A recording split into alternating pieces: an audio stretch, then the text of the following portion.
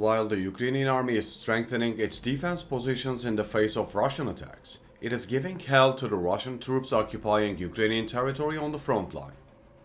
The Russian army lost a large number of military personnel.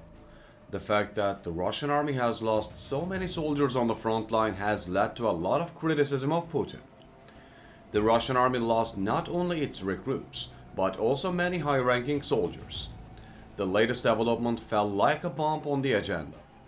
Russian General Igor Trifonov was killed in Ukraine.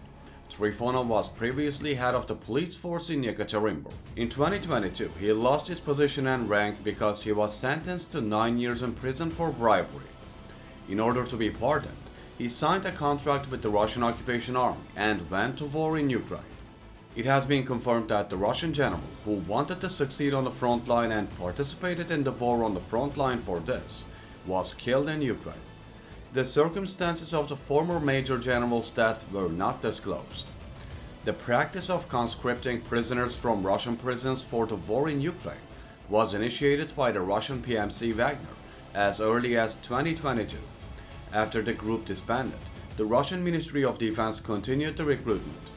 Prisoners who even joined the army were contractually entitled to participate in the war. The Ukrainian army continues to inflict great losses on the Russians with its operations. Although Igor Trifonov was dismissed for bribery in 2022, he was an experienced soldier.